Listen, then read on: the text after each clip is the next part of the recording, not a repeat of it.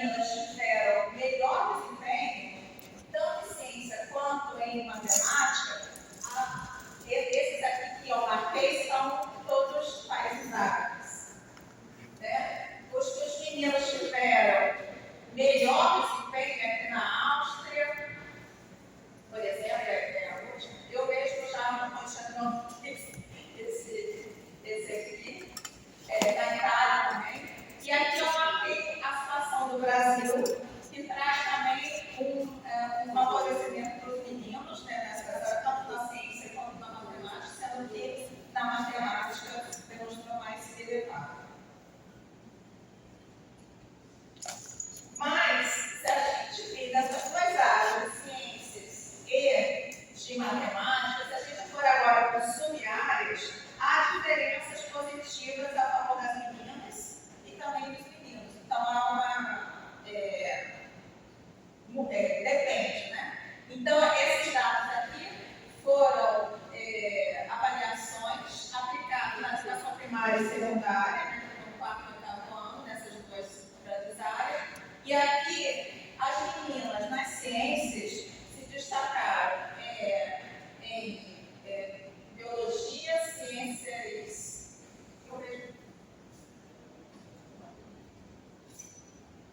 Ciências físicas, eles estão equiparados. Na biologia, as meninas estão melhores. E na química também. E os meninos foram nas ciências exatas e na física. Aqui, na matemática, as meninas se mostraram melhor desempenho. Todas essas áreas aqui, menos aquelas de números, né, de aritmética, né, que é geometria, probabilidade estatística e álgebra.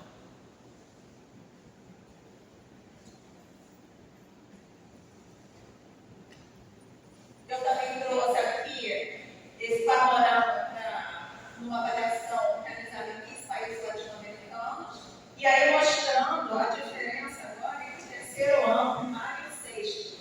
E aí eu acho interessante trazer isso para ver que houve uma diferença significativa aqui no desempenho. Aqui no terceiro ano, posso dizer que é mais ou menos equivalente, né? E aqui à esquerda representa, agora as cores representam países que são estatisticamente significativos, são os que estão em azul, e países que são não estatisticamente significativos nessa variação estão em rosa. Tá? E para a esquerda está mostrando que as mulheres tiveram um melhor desempenho e à direita os meninos. Então, no terceiro ano, a gente pode ver que há mais ou menos uma igualdade. Já quando passa no sexto ano, em todos os países aqui avaliados, os meninos tiveram melhor desempenho, a menos aqui do Panamá, que não foi considerado estatisticamente significativo.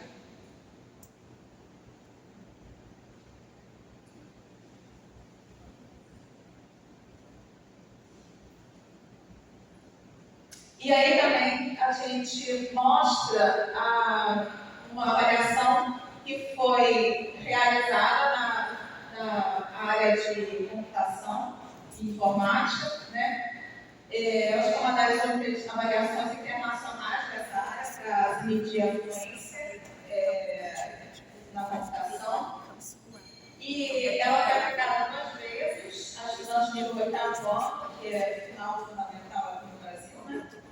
Em 2013, 14 países, em 2018, em 13 países, se não me engano, em 2023 também está sendo aplicado. E aí, esses resultados mostraram que as meninas, esse gráfico mostra o seguinte: as meninas apresentaram melhor desempenho no que diz respeito aos conhecimentos adquiridos, mas menos confiança na aplicação desses conhecimentos, que é o que esse rosinho aqui está representando. Dessa outra avaliação, as meninas e meninos estão muito próximos, né? Essa primeira avaliação aqui é com relação à fluência nas áreas de informática, de informação e computação, e aqui no pensamento computacional. As meninas foram um pouco piores que os é muito próximo. Bom, isso é um panorama mundial. Aí eu trago também alguns destaques do outro relatório que fala da América Latina e Caribe. Já estou muito tempo.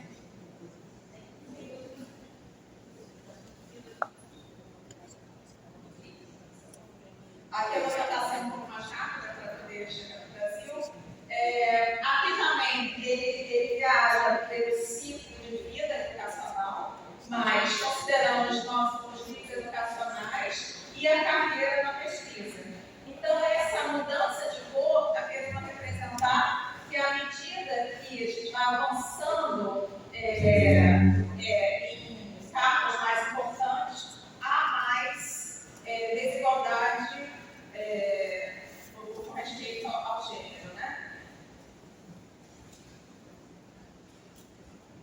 Apesar da América Latina e do Caribe ter, na média mundial, ser considerado assim, como tendo paridade com respeito ao número de pesquisadores, quando você vai país a país, essa situação muda significativamente, né? Então, aqui ele traz um gráfico que mostra número de participação feminina, número total de pesquisadores, no ano 2000 e no ano de 2016. Então, a gente vê uma elevação aqui. Então, em média, aumentou de 40% para 49% em 2016.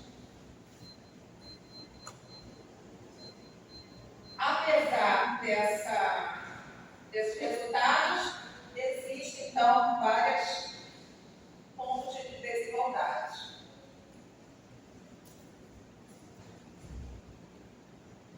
Aí ele passa também, de novo, pelos diversos níveis educacionais. Isso é alarmante, né? Estima-se recentemente, dados do UNICEF, 125 milhões de meninas em idade escolar, no ensino primário e secundário, estão fora da escola. E apesar daqueles que frequentam o ensino primário, há diferenças com respeito ao desempenho disciplinar a favor dos meninos. De novo, na região também se observa que a gente está a favor do nível mundial. Né? Muito é ocasionado pela bagagem cultural que a gente carrega, né, em função da criação, dos impactos sociais nos papéis masculinos e femininos. E aí, infelizmente, isso acaba impactando muito fortemente no desinteresse das meninas em atividades, como eu falei antes, que são consideradas, entre aspas, do sexo masculino.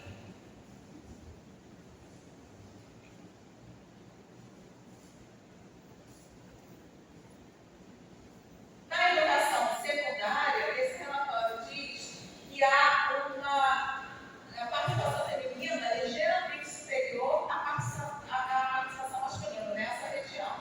Né? No entanto, há diferença de gênero em termos de desempenho. Então, aqui foi uma avaliação em matemática, onde aqui agora os meninos estão representados em azul e as meninas em vermelho, e a gente vê que houve um melhor aproveitamento dos meninos. Né? Já eu coloquei de dados aqui, já em testes relacionados à leitura, as meninas tiveram um desempenho melhor. Eu trouxe mais voltado para a matemática, a nossa área de interesse.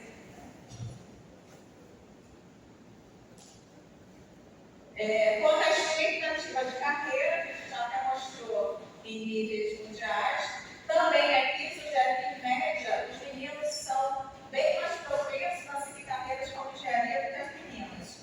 E na área de TIC, é mais alarmante ainda, né? Só 1% das meninas consideradas essa área, em contraste de 8% dos meninos, esses países que foram avaliados. Na educação superior, a gente vê também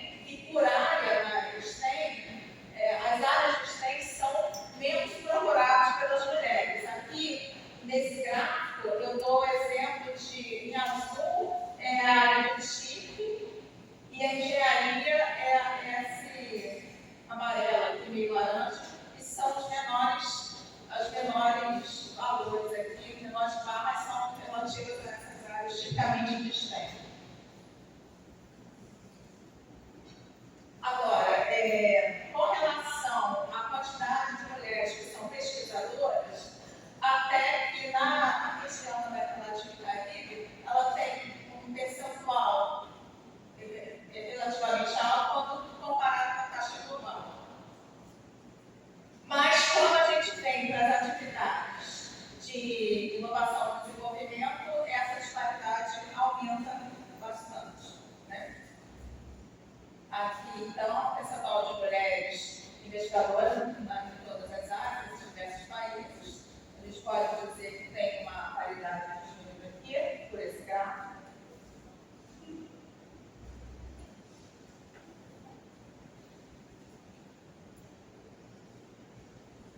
Mas acontece que as mulheres, elas sofrem uma segregação vertical, no sentido de que quanto maior é a posição acadêmica, menos mulheres estão ocupando essas posições, né? Então aqui, de novo, eu trago um gráfico similar àquele que eu trouxe lá no Panorama Mundial, e se repete aqui o efeito tesoura aqui é o número de pesquisadores, eles se investem, tem mais pesquisadores homens do que mulheres, e nos níveis mais baixos há mais mulheres que homens na região, né? Quando eu achei muito interessante também esse gráfico, que representa a sistema científico e tecnológico brasileiro, e aqui a gente vê que esse efeito tesoura é mais acentuado ainda. No nível de graduação aqui, as mulheres tem mais mulheres do que homens, mas aqui ele vai evoluindo nas ocupações nas áreas de pesquisa, chegando até o Ministério Ministro de Ciência e Tecnologia. Como esse aqui de 2020, os vai ter 0% aqui, de fato, a gente tem nossa primeira ministra agora, né, atuando. Bom, né, temos que festejar. Aqui também sofre uma segregação horizontal com respeito à escolha das áreas. De novo, se a gente vê, por exemplo, aqui a área de engenharia e tecnologia, ela é azulzinho, corresponde às menores barras aqui nos diversos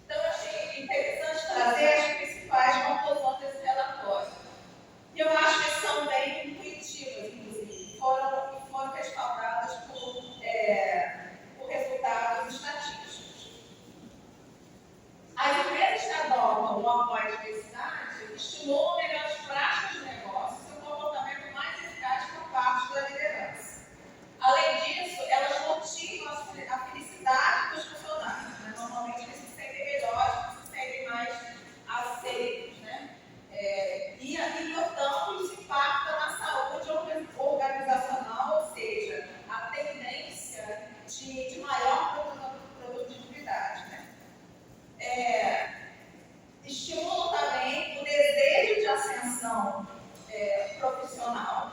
E é identificado que há uma correlação positiva entre a saúde organizacional e a performance do negócio e também tem uma performance financeira superior nos resultados da indústria. Com todos esses bons resultados, então, por que esses grupos diversificados continuam sendo subrepresentados? Então, no âmbito corporativo na América Latina, eles falam que, em média, apenas 11% dos executivos são mulheres e mais de 50% das empresas não têm mulheres nas suas equipes executivas. Bom, aí eu venho agora para o Brasil trazendo dados dessas três fontes. Meu Deus, só estou falando demais aí, tá bom? Estou falando demais. Porque o negócio não passa. Aí, foi.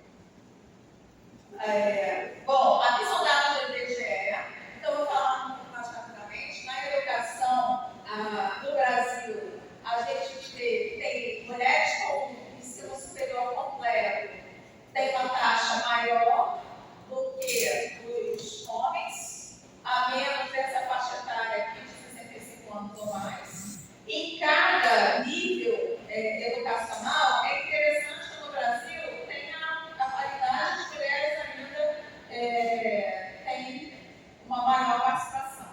Né? Aqui, quanto às áreas, a gente vê que a participação das mulheres, de novo, na engenharia e no MIT, são as menores. E aqui eu trouxe dados do boletim da BS e SBMAC sobre o perfil dos estudantes de graduação no Brasil nas áreas de matemática, bacharelado, matemática aplicada e computacional, matemática de licenciatura e estatística. Um pouco mais rápido aqui, gente. Aqui tem o número de ingressantes, mulheres em verde e homens em amarelo, considerando todos os cursos. Então, a gente vê que há cerca de 40% assim, de ingresso no feminino, e aí acompanha aqui os formandos. Se a gente separa por área, os que têm menor ingresso são na área de matemática bacharelado e matemática aplicada.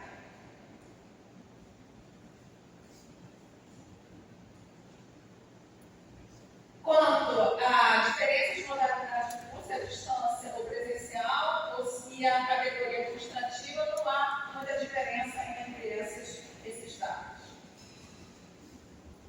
No setor TIC, eu também trouxe dados desse relatório sobre a diversidade, e aí destaco que, enquanto no Brasil, o IBGE tem 50% de mulheres, no Brasil só 39% de presença feminina no setor TIC. Esse gráfico diz que nas áreas de indústria e comércio foi bem mais elevado do que no setor TIC, como está mostrando aqui nesse gráfico.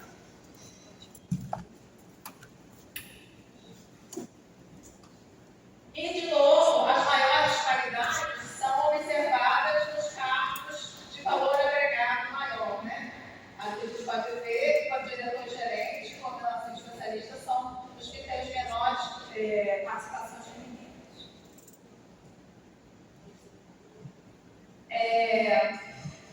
Bom, então, eu achei interessante trazer esse trabalho também, que fala da importância e dos motivos, eles mostram os principais motivos que é importante a gente considerar a inclusão e a promoção da diversidade do TIC. E aqui são os motivos que são discutidos nesse trabalho e eu deixo aqui para vocês. Bom, quanto a barreiras e desafios, então, assim, a gente for dar bem rapidamente uma panorama geral sobre a situação das mulheres nas diversas áreas de STEM. E aí trouxe como barreiras e desafios. Eu achei interessante esse gráfico que vem nos relatórios em cada sistema. Então, por exemplo, no nível de estudos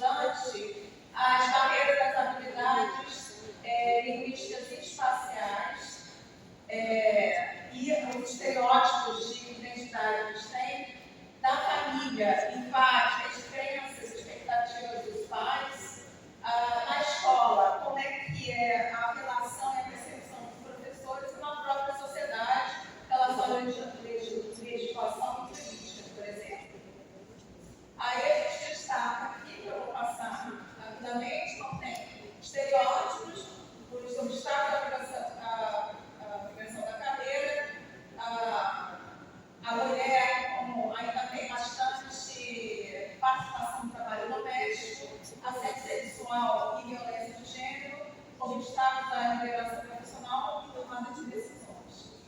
Como iniciativas,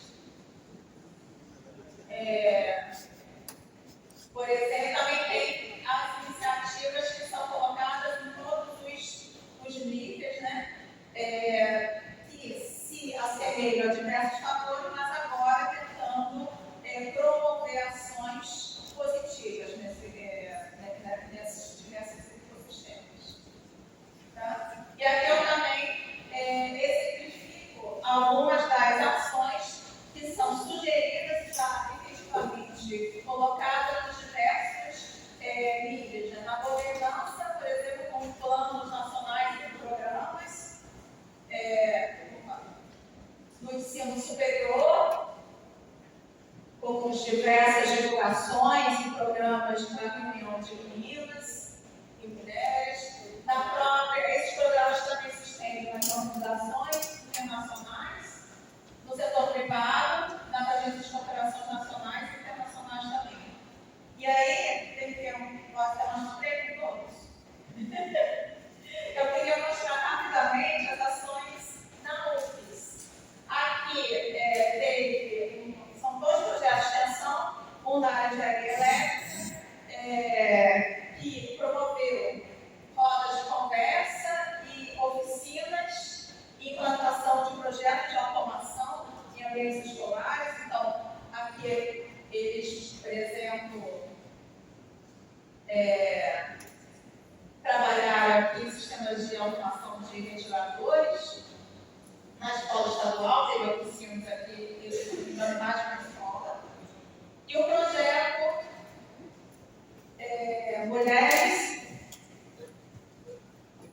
Mulher pela Espírito Santo, né? Na computação, que é o projeto em qual eu estou envolvida, em que o nosso interesse foi mais de coletar a participação, dados sobre a participação de mulheres nos cursos de computação do Espírito Santo. Então, a gente começou.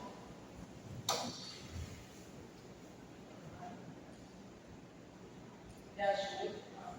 Aqui somos 3 professores, toda a computação, uma aluna da ciência de computação e uma aluna da engenharia de computação, participantes desse projeto.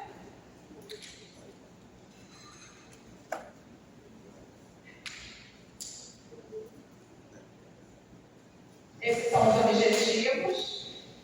E aqui as primeiras ações que a gente realizou, o encontro das meninas e mulheres que fazem parte do Instituto de Engenharia de Computação e Ciência de Computação na UFES, 2 trabalhos de graduação, do qual eu queria destacar, os 2 foram geraram artigos para o workshop de Tecnologia e Informação da Sociedade Brasileira de Computação. E aqui eu trouxe dados de um desses projetos que analisou os 30 anos de história desses 2 cursos lá na UFES. Né? Então a gente vê, em linhas gerais, que a participação feminina, considerando os 2 cursos, é 14%, e há uma variação na engenharia de computação menor, 12%, e na ciência de computação maior, 17%. Aqui, as formas de evasão de ambos os cursos, então a gente percebeu que na ciência da computação as mulheres se formam mais e têm menos situações de jubilamento. Já na engenharia de computação, são os homens que se formam mais, mas as mulheres continuam sendo menos investigadas. E aqui são dificuldades encontradas, e é uma coisa impactante que a gente encontrou, que os maiores valores aqui são dificuldades nas disciplinas de exatas e de computação. Ficamos preocupados. Temos que analisar melhor o porquê desse resultado. E aqui, infelizmente, também tivemos dados com relação a episódios de assédio nos mais diversos tipos. Aqui são as próximas ações que nós queremos. Estamos divulgando aqui para seguir a gente no Instagram. E como conclusão, eu coloco, antes de receber perguntas, eu coloco a minha pergunta para vocês, né? Como podemos contribuir para diminuir a diferença de gênero, mas tem na nossa comunidade. É evidente que ela existe ainda, já tem diversas ações e que a gente pode fazer mais nas nossas comunidades. Peço muitas desculpas por ter excedido aqui o horário e agradeço muito pela oportunidade.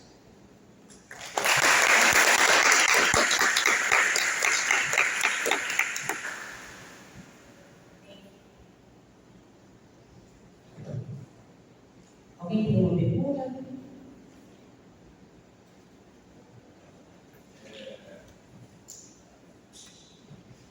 Bom dia. Parabéns pela apresentação.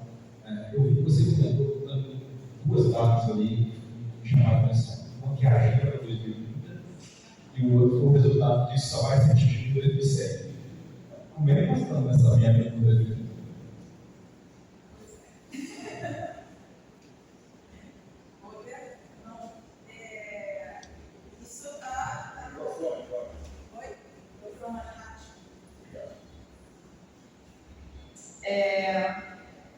Isso é uma boa observação, quer dizer, tem esses estudos em função de, eu não sei te dizer precisamente como é que estão as ações.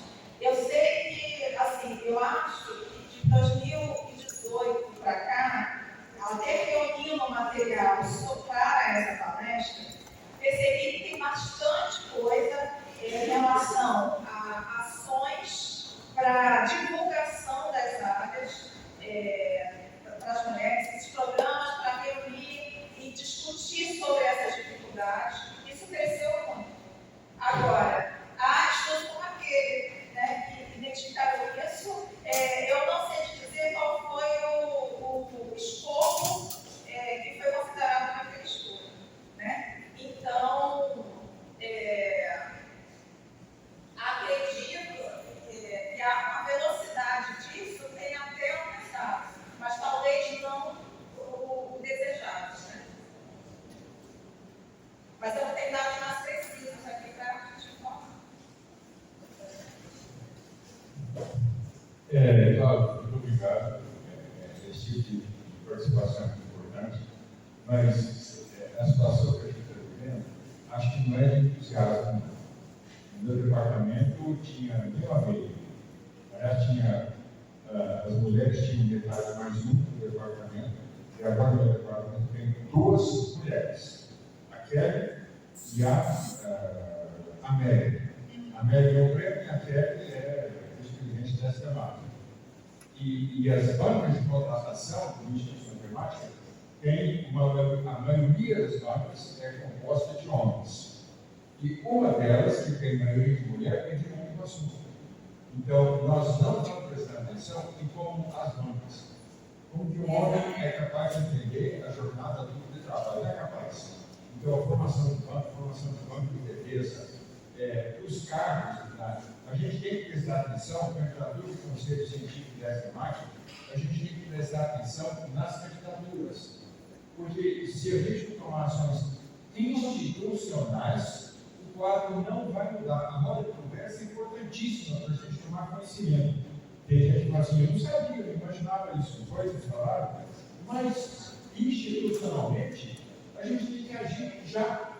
E às vezes você tem que falar com mulheres. Quando eu vi esse negócio da banca, eu já estou sentado, não posso dar palpite, mas eu sou sem vergonha, então eu assim, eu escrevi para as mulheres e falei assim, você viu isso aqui? Como é que você pode deixar passar isso na congregação do Instituto? Uma mulher falou, não, John, isso já foi acertado, já foi acordado. Felizmente, a Nancy Dias, da estatística, que é companheira nossa nessa altura, disse, não, gente, o John tem razão, tem que mudar isso aí. Não mudou. Mas é uma luta que a gente tem que começar. Eu acho que as barreiras estão muito fortes ainda, né, John? Você colocou um ponto muito importante, de fato. Também eu acho que eu posso trazer, eu mostrei no início aqui da palestra, o slide do meu departamento, né, das nossas mulheres. Mas, de fato, olha que coisa legal que a gente não conseguiu mudar. Das últimas 4 mulheres que se aposentaram, uma aqui no lugar. Então, assim, a diminuição é clara, e isso não foi considerado. E eu acho que nós fazemos CPE porque a sociedade é machista. Sem ser de propósito, a gente faz regras que favorecem a relação de homem. É impressionante o que quer dizer. Está embutido em todos nós também, né? A gente acha que é natural, que já está embutido em todos nós também. Isso é uma questão muito importante. Só um comentário assim, eu tenho 2 filhas, né? Então eu participo de reuniões de professores, dos pais, né? Professores das escolas, ensino fundamental. E assim, o tom que as coordenadoras usam quando fazem essas reuniões, um auditório cheio de pais, né? Assim, elas passam o sentimento, né? Matemática é ruim, elas passam o sentimento de meninas, elas comentam, eu já ouvi isso em reunião, e meninas não gostam de matemática, não precisam aprender matemática, e aí por exemplo, se matemática para uma criança de 5º ano não precisa, então as outras, para quê, né? Bom dia a todos. Eu queria deixar um convite, Cláudia. Desde 2018 a gente começa o primário com temático de mulheres. Então, meninas façam parte, entrem, procurem. A gente está nas redes sociais, tem bastante informação no site da SPM, da SENAC, perdão. Então, procurem lá e se juntem a gente tem feito um trabalho bem interessante. A Cris, a Cláudia, a Sandra, já fizeram parte desse comitê com a gente. Só um pouquinho. E é interessante, a gente tem feito um trabalho de tentar divulgar mais mulheres e tentar sempre levar mulheres, principalmente do SENAC, e está sempre promovendo alguma ação do grupo de mulheres, então se juntem a nós. Tem um canal no Instagram do comitê, e ele é bem atuante, então procurem no Instagram. Existe um consenso de matemática, uma posição para transformar a comissão temática em comissão especial. A comissão temática é efêmera, a comissão especial é permanente, faz parte do estatuto. Então, nós temos 3 comissões especiais, uma esqueci, a outra de ensino, e existe uma pessoa lá defendendo que esse comitê temático se transforma em comissão especial permanente. Tem a comissão especial,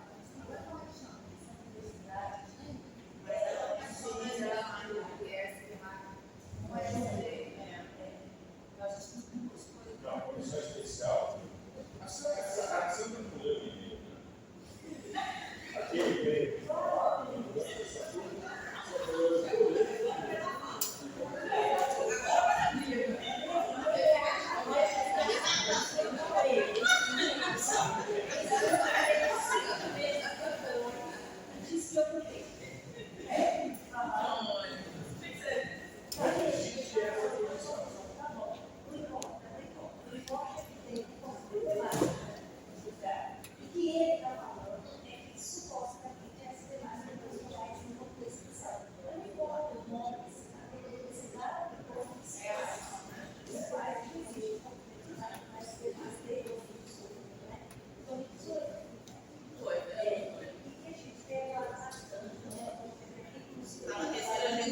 Terceira gestão já, né?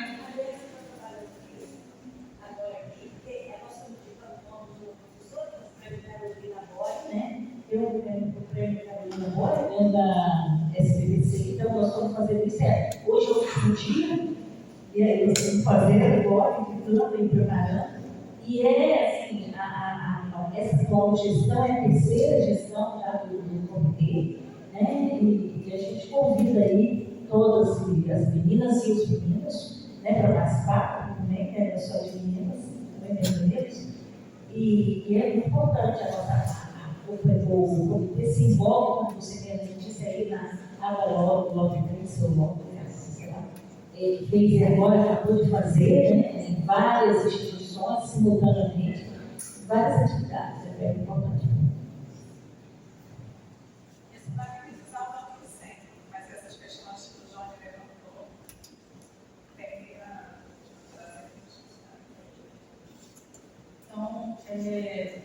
pelo horário, gente. Então, vamos novamente agradecer a professora Cláudia.